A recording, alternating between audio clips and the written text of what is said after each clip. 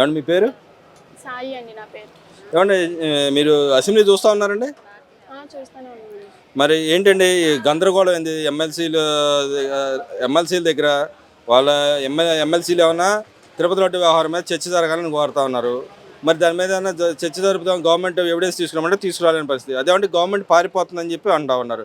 నిజం ఎంత ఉందంటారు దాంట్లో? నిజంగా గవర్నమెంట్ పారిపోతున్నారు, అది చర్చకి అనుకూలంగా ఉన్నా అని చెప్తుంది ఇక్కడ.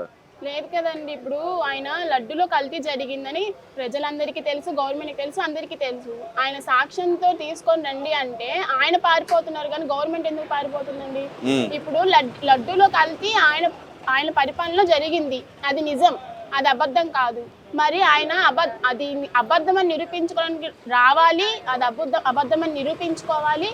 లేదు ఆయన రావట్లేదు, ఆయన వెనకపడి పెళ్లిళ్ళకి పేరంటాలకి వెళ్తున్నారు, కానీ అసెంబ్లీకి వచ్చి ఇది నిజమని నిరూపించుకున్నప్పుడు ఆ లడ్డూలో కల్తీ అనేది నిజమే కదండి. మరి ఆయన లడ్డూలో కల్తీ జరిగింది కాబట్టి వచ్చి ఆయన మొహం చూపించుకోలేకపోతే. అంటే ఇక్కడ వాళ్ళు ఇంకో మాట మాట్లాడుతున్నారు, మీరు ఆ మాట అంటున్నారు కానీ వాళ్ళు ఏమంటారంటే మా టైంలో జరగదు, వీళ్ళు ఈ గవర్నమెంట్ టైంలో జరిగిందని చెప్పి మాట్లాడుతున్నారు. 2014 to 19 జరిగిందని చెప్పి మాట్లాడుతున్నారు. మరి తర్వాత వచ్చిన గవర్నమెంట్ ఎందుకు చర్యలు తీసుకోలేకపోతుంది అంటారు? దీంట్లో కుమ్మక్కయ్యారా, లేకపోతే వాళ్ళతో వీళ్ళు కలిసిపోయారంటారు, లేకపోతే ఏది నిజం అంటారు దాంట్లో? ఇప్పుడు ఈ గవర్నమెంట్ రావడం బట్టే కదండి ఇప్పుడు అది బయటపడింది. ఇప్పుడు పట్టించుకోకపోతే బయటపడదుగా. ఇప్పుడు వాళ్ళు వీళ్ళు కుమ్మక్కైపోతే అసలు ఆ లడ్డూలో కల్తీ అనేది బయటకే వచ్చేది కాదు కదా. ఇప్పుడు అది ప్రజలు, ఇప్పుడు వెంకటేశ్వర స్వామి గుడి అంటే అది ఎంతో పవిత్రమైన స్థానం. అక్కడ ప్రసాదానికి వాటికి ఒక ప్రత్యేకత ఉంది. అలాంటివి ఆ లడ్డూకి వాళ్ళు కల్తీ చేసి ఇది చేశారు కాబట్టి ఈ ప్రభుత్వము అది కనిపెట్టి బయటికి తీసుకొచ్చింది. కుమ్మక్కయ్యి ఉంటే అందరూ ఒకటే దాంట్లో ఉండిపోయి ఉంటే అసలు బయటకు వచ్చేది కాదు, ఇది కాదు కదా. వాళ్ళ ప్రజల గురించి ఆలోచించి ఎన్నో లక్షల మంది ఆయన సన్నిధికి వెళ్ళి ఆ ప్రసాదాల గురించి వాళ్ళు తింటారు కాబట్టే కదా ప్రజల గురించి ఆలోచించి ఈ ప్రభుత్వం అనేది బయటికి తీసుకొచ్చింది. జగన్మోహన్ రెడ్డి ఈ ప్రభుత్వం మొత్తం కుమ్మక్క అయితే అసలు ఈ ప్రస్తావన అనేది బయటికి రాదు కదా. ప్రజల గురించి ఆలోచించారు కాబట్టి ఈ ప్రభుత్వం బయటికి తీసుకొచ్చింది. అంటే ఇక్కడ ఏదైతే లడ్డు వ్యవహారం కల్తీ జరిగిన కంపెనీలన్నీ గవర్నమెంట్ సంబంధించిన కంపెనీలే, చంద్రబాబు నాయుడు గారే చేశారు అని గతంలో మాట్లాడారు. దాన్ని ఎవిడెన్స్ తీసుకురామని చెప్పి లోకేష్ గారు అడుగుతా ఉంటే ఎందుకు తీసుకురాలేకపోతున్నారు అంటారు? మరి ఇప్పుడు ఈ ప్రభుత్వంలో జరిగింది అని అంటున్నారు, వీళ్ళే చేశారని అంటున్నారు. మరి వీళ్ళే చేసినప్పుడు తప్పు ఆయన వైపు లేనప్పుడు ఆయన వచ్చి సాక్ష్యాలు తీసుకురావాలి కదండి. నా తప్పు లేదు, నేను చేయలేదు, మా ప్రభుత్వంలో జరగలేదని ఆయన సాక్ష్యాలు తీసుకొస్తే అసలు ఇంత రక్ష ఉండదు కదా. ఆయన తీసుకురావట్లేదంటే ఇక్కడే అర్థమైపోతుంది కదండి. మొత్తం కల్తీ అంతా ఆయన దగ్గరే జరిగింది. ఇప్పుడు మరి వాళ్ళ తప్పు వాళ్ళ మీద వేసుకోరు కదా. ఇప్పుడు ప్రస్తుతం ఈ ప్రభుత్వం నడుస్తుంది, మరి వీళ్ళ మీద నెట్టే వేస్తేనే కదా ఆయన తప్పు అనేది ఒప్పైపోయింది. అంటే నిజంగా ఒప్పైపోతుంది మీరు నమ్ముతారా? ఎందుకు ఒప్పుకుంటామండి? ఇప్పుడు ఆయన తప్పు చేశారు కాబట్టే నిరూపించుకోలేకపోతున్నారు. అది కల్తీ జరిగింది, అది నిజం. ఆయన ఒప్పుకొని అవును నా వల్ల కల్తీ జరిగిందని చెప్తే దానికి తగ్గట్టు అది తర్వాత విషయం. కానీ ఆ కల్తీ జరిగింది ఆయన వచ్చి ఒప్పుకోకుండా ఏం చేయకుండా ఈ ప్రభుత్వం చంద్రబాబు నాయుడు గారు చేశారు, వాళ్ళ పక్కన వాళ్ళు చేశారు, వాళ్ళ వెనకాల వాళ్ళు చేశారని వాళ్ళ మీద వీళ్ళ మీద నెట్టడం వల్ల అక్కడ ఆయనే చేశారని క్లారిటీగా తెలిసిపోతుంది. అంటే ఇక్కడ ఇంకో మాటకు వస్తే లక్ష్మీపార్వతి గారు అంటున్నారు చంద్రబాబు నాయుడు గారు నాస్తికుడు, ఆయన దేవుడు అంటే భక్తి లేదు అని చెప్పి మాట్లాడుతున్నారు. నేను దాని మీద కూడా చర్చించారు. ఓ పక్కన లోకేష్ గారు వాళ్ళ అబ్బాయి మీద కూడా చర్చించారు. నిజంగా లోకేష్ గారు అబ్బాయి ఆయన దేవుడు, ఆయన పుట్టినరోజు రోజు చాలా మందికి అన్నదానం చేస్తాను. నిజంగా నాస్తికులు అయితే అలాంటివి చేస్తారండి? అసలు ఎందుకు చేస్తారండి? ఇప్పుడు ఏదైనా ఎలిగేషన్ చెయ్యాలి అంటే ఒక వ్యక్తి మీద మనం తప్పుడు ప్రచారం చెయ్యాలి అంటే నిజం ఉండాలి. ఇప్పుడు వాళ్ళు నాస్తికులు అయితే దేవుడి గురించి అంతగా వాళ్ళు ఇది చేయాల్సినంత అవసరం లేదు కదా. మాకెందుకు, ఏదైతే మాకెందుకు వదిలేసేవాళ్ళు కదా. ఇప్పుడు వాళ్ళు దేవుడి భక్తులు కాబట్టి వెంకటేశ్వర స్వామి వారి గుళ్ళో తప్పు జరిగింది కాబట్టి వాళ్ళు ముందుకు వచ్చారు.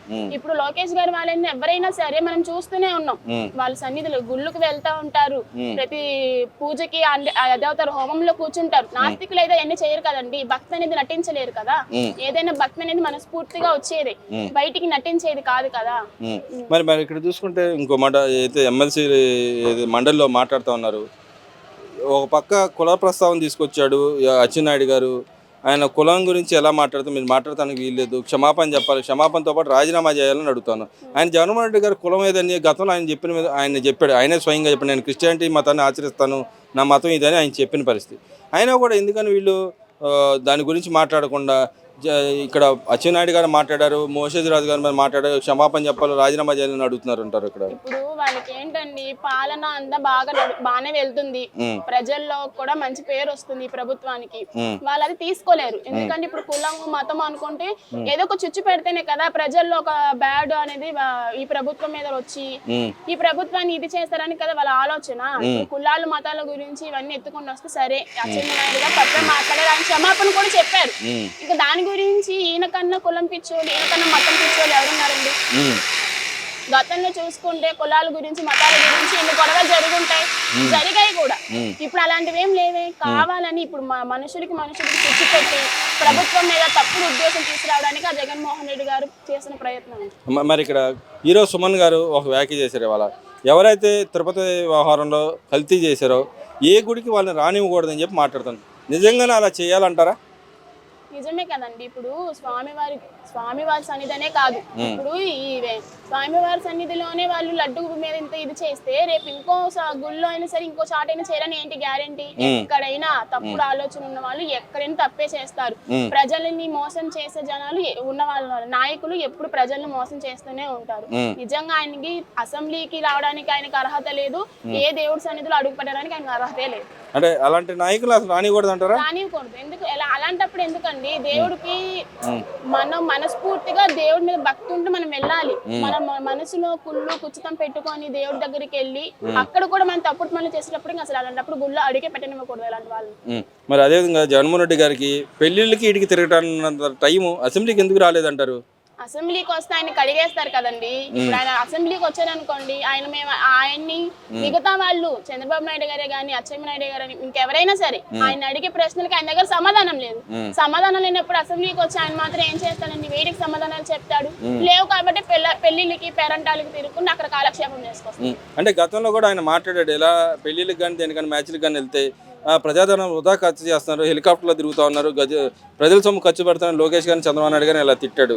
మరి ఈయన ఎవరు డబ్బులు పెట్టి ఇప్పుడు ఖర్చు పెట్టి వెళ్తున్నాడు అంటారు కదండి. ఇప్పుడు ప్రతిసారి మనం ఒక వైపు చూపిస్తున్నామంటే మిగిలిన 4 వేలు మన వైపే చూపిస్తుంటాయి.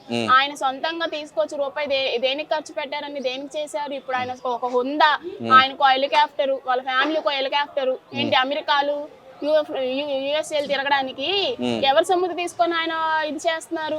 ఆయనకేమో సొంతంగా ఏమన్నా మనీ వస్తాయా? అవన్నీ ప్రభుత్వం సంబంధించిన డబ్బులు కాదా? దుబారా ఖర్చులన్నీ ఎవరు చేస్తున్నారు? ఆయన చేస్తున్నారు. పెళ్లిళ్ళకి వెళ్ళి ఆయన లగ్జరీలు అవన్నీ ప్రభుత్వ సొమ్మంతా ఆయన ఇది చేస్తున్నారు. ఇప్పుడు లోకేష్ గారే ఉన్నారు అనుకోండి, చంద్రబాబు నాయుడు గారే ఉన్నారు, వాళ్ళు ప్రజలకి వాళ్ళ ప్రభుత్వ సొమ్మే కాదు వాళ్ళ సొంత నిధులు కూడా తీసి ప్రజలకి ఎంతో కొంత ఖర్చు పెట్టి ప్రజల కోసం వాళ్ళు ముందుకు వస్తున్నారు. అలాంటి వాళ్ళ మీద ఎలిగేషన్ చేయడం తప్ప జగన్మోహన్ రెడ్డి గారికి వేరే పని లేదండి. మరి ఇక్కడ చూస్తే ఆయన గ్రాఫ్ పెరిగిపోయిందంట, ఆయన వెనకాల తండోపతండాలుగా జనాలు వస్తున్నారంట కదా. ఆయన వెనకాల జగన్మోహన్ రెడ్డి ఎక్కడికి వెళ్తే అక్కడ పెళ్లిళ్ళకి కానీ ఎక్కడికైనా వెళ్ళినా కూడా ఆయన వెనకాల జనాలు వస్తున్నారు. ఆయన గ్రాఫ్ పెరిగిందంటే రేపు కాబోయే ముఖ్యమంత్రి మా నాయకుడు అని చెప్తున్నారు. ఎందుకంటే మీలాంటి మహిళలు ఈసారి ఓట్లు వేస్తారండి? ఎందుకు వేస్తామండి? ఇప్పుడు గ్రాఫ్ పెరిగింది, జనాలు పెరిగినాయి అంటే పేటీఎం బ్యాచ్ అంటారు కదా, అలాంటి వాళ్ళు జగన్మోహన్ రెడ్డి గారు చాలా మంది ఉన్నారు. చాలా మందిని ఆయన కొనేయగలరు. ఏముంది, నుడి మీద ముద్దు పెట్టేసి ఏంటి కళ్ళబుల్లి మాటలు చెప్పి ఆయన చాలా మందిని ఇది చేయగలరు.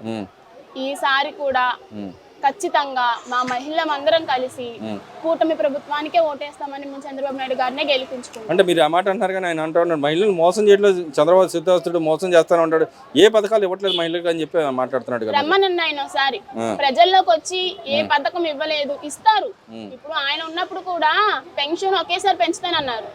ఆయన ఉన్న 5 సంవత్సరాల పరిపాలన సంవత్సరానికి 200, 1000 రూపాయలు, 200, 300 పెంచుకుంటూ వచ్చారు. అలా కాదుగా, ఈ ప్రభుత్వం వచ్చింది రావడమే పింఛన్ అందరికీ ఇస్తాననింది. 5ంటికి ప్రతి తెల్లారు 5ంటికి గుమ్మం ప్రతి ఇంటికి వెళ్ళి పెన్షన్ ఇస్తుంది. మాట చెప్పడానికి చేయడానికి చాలా తేడా ఉంటుంది. ఆయన మాట చెప్పాడంతే, ఈ ప్రభుత్వం ప్రతిదీ చేస్తుంది, చేసి చూపిస్తుంది. అంబటి రాంబాబు గారు అంటున్నారు, రెడ్ బుక్ లేదు, పిచ్చి బుక్ లేదు, ఏ బుక్ లేదు, మమ్మల్ని ఏం చేయలేరు, ఏం బేకలేరు, నా వెనకాల ప్రజలు ఉన్నారు, నా కులం ఉందని చెప్పి మాట్లాడుతున్నాడు. నిజంగానే ఆ రెడ్ బుక్ ఏంటి, ఆ పిచ్చి బుక్ ఏంటి? కొత్తగా పిచ్చి బుక్ అనేది మీరు ఎప్పుడైనా విన్నారా? అసలు ఎక్కడి నుంచి వచ్చింది అంటారు? ఇప్పుడు రెడ్ బుక్ అనేది దానికో సమయం వచ్చింది, ఖచ్చితంగా నీ చిట్టా మొత్తం రెడ్ బుక్ లో బయట పడిద్ది, దానికి ఆలస్యం కంగారు పడొద్దు, సమయం ఉంది, వేచి ఉండండి. అలాగా ఖచ్చితంగా మీ చిట్టా మొత్తం బయటికి తీస్తారు ఆ రెడ్ బుక్ లో. ఇంకా మీకు ఆ రెడ్ బుక్ లో నుంచి ఏం బయటపడతాయని మీకు పిచ్చి వచ్చి పిచ్చి బుక్కులు ఈ బుక్కులు ఆ బుక్కులు అని మాట్లాడుతున్నారు. మీకు ధైర్యం ఉంటే దమ్ము ఉంటే నుంచోండి, అలాగే మీ ప్లేస్ లో మీరు నుంచోండి. రెడ్ బుక్ ఓపెన్ చేస్తారు, మీ చిట్టా మొత్తం బయటికి తీస్తారు. అప్పుడు మీరు పిచ్చోనే రోడ్డు మీద తిరగాలి. అంబటి రాంబాబు, జగన్మోహన్ రెడ్డి, మిగిలిన వైసీపీ కార్యకర్తలందరూ పిచ్చెక్కి మీరు రోడ్ల మీద తిరగాలి రెడ్ బుక్ తెరవంగానే.